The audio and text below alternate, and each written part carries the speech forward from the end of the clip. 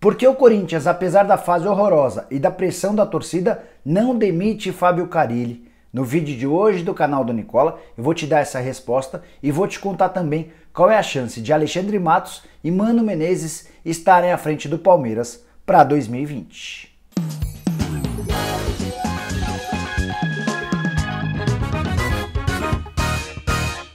Fala aí pessoal, eu sou o Jorge Nicola e antes de começar a te passar as informações, queria pedir mais uma vez desculpas pela voz. Tá difícil se livrar do resfriado, mas sigo aqui batalhando e enquanto isso vou trazendo vídeos para vocês. Seguinte, quero começar esse vídeo contando a respeito do planejamento do Palmeiras para 2020. Na última sexta-feira fiz aqui no canal do Nicola uma live em que vários de vocês, palmeirenses, perguntaram a respeito da programação, do planejamento do time de olho na próxima temporada. E a pergunta de vários de vocês era sobre Alexandre Matos e Mano Menezes, o diretor executivo de futebol do Palmeiras e o treinador alviverde. Qual era a chance de eles, ao longo das próximas semanas, deixarem de ocupar esses cargos? Conferi com várias pessoas do Palmeiras para entender um pouquinho dessa história. E dá para assegurar que hoje a situação de ambos é absolutamente segura. Vou começar falando sobre o Alexandre Matos, que é alvo da torcida organizada Mancha Verde, de membros do COF, Conselho de Orientação Fiscal, e também de membros do Conselho Deliberativo. Todo esse pessoal quer a demissão de Alexandre Matos, mas o Maurício Gagliotti continua entendendo que o Matos é o melhor executivo de futebol do país. Além disso, a Leila Pereira e o marido dela, José Roberto Lamáquia, que são os donos da Crefisa, patrocinadora e principal apoiadora do Palmeiras, os dois continuam ao lado do Alexandre Matos, ainda que publicamente exista um distanciamento, até porque a Leila Pereira já está em campanha para se tornar presidente do Palmeiras, em eleição marcada para dezembro de 2021, nos bastidores. Internamente, a Leila e seu marido dão apoio, dão respaldo a Alexandre Matos. Então, a menos que o Palmeiras faça uma campanha horrorosa daqui até o fim da temporada e, por exemplo, fique fora do G4, tendo de eventualmente disputar a pré-Libertadores, somente num caso extremo desse é que o Alexandre Matos será demitido. E o planejamento em relação ao Mano Menezes está muito associado à permanência do Alexandre Matos. O Mano foi escolhido pelo Alexandre Matos, com o aval do presidente Maurício Gagliotti. Então, se o Matos fica, é enorme a chance de o Mano Menezes também ficar para 2020, apesar de existir contestação em relação à forma de colocar o Palmeiras para jogar. Está bem longe, por exemplo, de times como Flamengo e Santos, que gostam de ter a posse da bola, que gostam de jogar de forma mais ofensiva, que propõem a todo instante o ataque contra o time adversário. Os times do Mano Menezes, por característica, são times muito preocupados com o momento defensivo, com a marcação e, a partir do momento em que recuperam a bola, aí sim querem ditar o ritmo do jogo. A maior prova de que Alexandre Matos e Mano Menezes fazem parte dos planos do Palmeiras versão 2020 é que os dois estão comandando o processo de reformulação do time. Gustavo Henrique, zagueiro que pertence ao Santos até 31 de janeiro, já teve o aval do Mano Menezes e virou alvo de Alexandre Matos nos últimos dias. O dirigente e o treinador também discutem uma série de outras possibilidades. Um lateral esquerdo, um lateral direito, um meia atacante, um jogador de velocidade pelo lado do campo. Tudo isso está sendo trabalhado para que o Palmeiras apresente para 2020 um time bem mais forte do que o atual. A derrota do Corinthians na noite desse sábado para o Cruzeiro, em plena arena em Itaquera, reacendeu a discussão.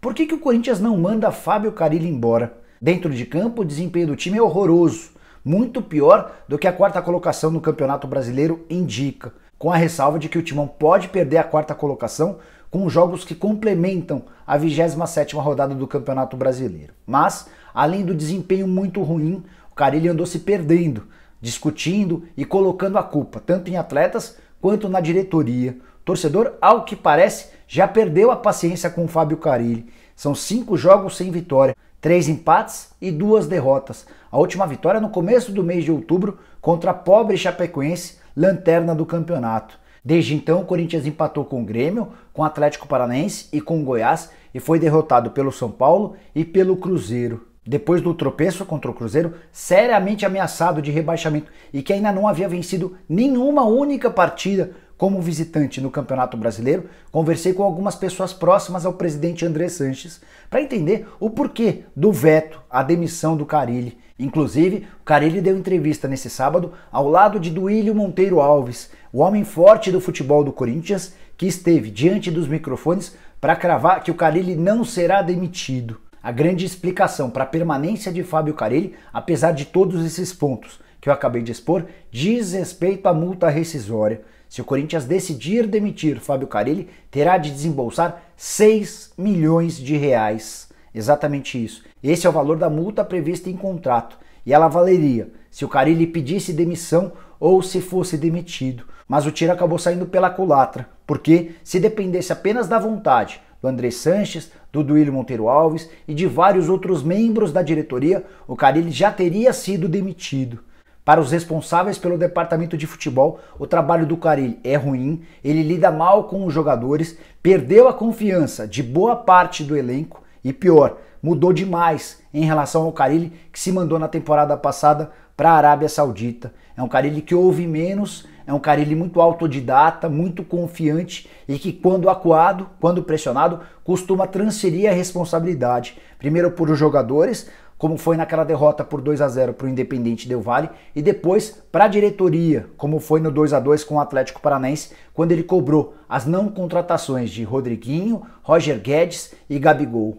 Dentro do Corinthians também há uma pressão enorme pela contratação de Thiago Nunes, técnico do Atlético Paranaense. O contrato do Thiago só termina em dezembro e o Corinthians já sabe que o Thiago gostaria de trabalhar no Parque São Jorge a partir de 2020, mas isso vale apenas para o próximo ano. Thiago Nunes já deixou bem claro que não romperá seu contrato com o Atlético Paranaense em hipótese alguma nessa temporada para assumir o Corinthians. Posso te assegurar que o nome do Thiago Nunes é super bem avaliado em todas as esferas do departamento de futebol e na diretoria do Corinthians. Dá para dizer que é quase unânime a opção pelo treinador do Atlético Paranaense, que ganhou na temporada passada a Sul-Americana e ganhou nessa temporada a Copa do Brasil, com um time com uma capacidade de investimento muito menor do que a do Corinthians. E o principal, jogando de forma mais aberta, contundente e bonita. Algo que o corintiano quer voltar a ver. Aquela filosofia que deu muito certo por 10 anos com Tite, Mano Menezes e com o próprio Carille, de um time que se defende bem e contra-ataca rápido, está aos pouquinhos sendo totalmente asfixiada. Praticamente ninguém hoje no Parque São Jorge consegue mais tolerar um time que só joga pelo resultado. Noticiou-se nos últimos dias que o empresário do Thiago Nunes esteve no CT do Corinthians para negociar detalhes do contrato do treinador. A visita de fato aconteceu, mas eu vou me dar o direito de não acreditar que ele visitou o clube para negociar seu cliente. O empresário do Thiago Nunes explicou que é muito amigo do Ramiro e estava devendo há bastante tempo essa visita. Pode parecer uma desculpa esfarrapada, mas eu acredito. Seria muito mais natural se o Corinthians quisesse negociar com o empresário do Thiago Nunes que o encontrasse em qualquer outro lugar que não seu centro de treinamento. Há também outro ponto importante nessa queda de braço traçada nos bastidores entre Corinthians e Carille. O presidente André Sanches nunca morreu de amores pelo Carille. Na temporada passada, aceitou contratá-lo porque entendia que era necessário trazer de volta o Carille depois de uma campanha horrorosa no Campeonato Brasileiro. E ele foi contratado em dezembro para assumir o time a partir de janeiro de 2019.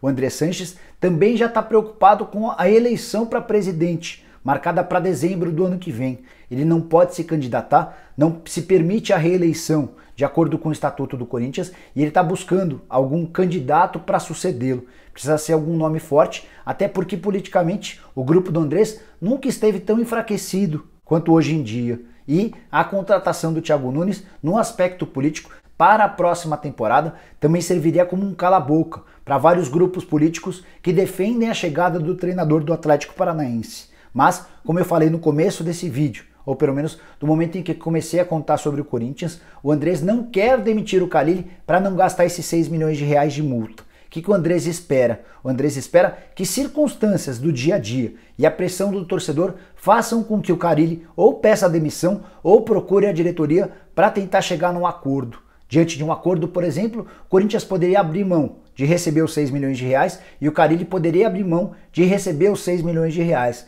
As duas partes selariam um acordo e ninguém gastaria nada. Existe dentro da diretoria a convicção de que resultados ruins e vazamento de notícias ligadas a Fábio Carille podem fazer com que ele tome essa decisão de se antecipar e pedir para ir embora. Até porque, se ele ficar muito tempo se queimando, ele pode se prejudicar com a possibilidade de dirigir um outro clube na próxima temporada. Nos últimos dias, o UOL chegou a publicar notícias de que o Carille não treina várias das circunstâncias ou substituições que ele faz durante o jogo. E o pior, aquelas 7 mudanças que aconteceram no jogo contra o Goiás aconteceram sem que houvesse treinamento. Aquela equipe com 7 alterações teve poucos minutos junta, no último treino, a portas fechadas, na véspera do jogo. E aí o ponto importante, como é que se descobriu que treinou pouco esse time com 7 alterações diferentes, sendo que o treino era fechado? Alguém dentro do próprio Corinthians está vazando notícias, algo que pode servir também para minar o trabalho do treinador. Para fechar, a última informação importante envolvendo Carille e Corinthians. O Bocelli ganhou muitos pontos internamente, com dirigentes e também com jogadores, depois de cobrar publicamente um Corinthians jogando mais bonito, um Corinthians jogando de forma mais ofensiva, com menos obrigações defensivas. Isso rendeu a ele muitos elogios internos, mas também possivelmente lhe custou a vaga de titular. O Bocelli vinha jogando com bastante frequência, mas depois da partida contra o São Paulo, nos 2 últimos jogos, ele não foi titular e pior, nem entrou no decorrer das partidas. O Gustavo virou titular e quando precisou, o Carille optou pelo Wagner Love para entrar no decorrer do jogo. E o Bocelli, curiosamente, coincidência ou não, depois de cornetar o treinador publicamente, acabou ficando de fora do time titular e também daqueles que costumam ser utilizados no decorrer dos jogos.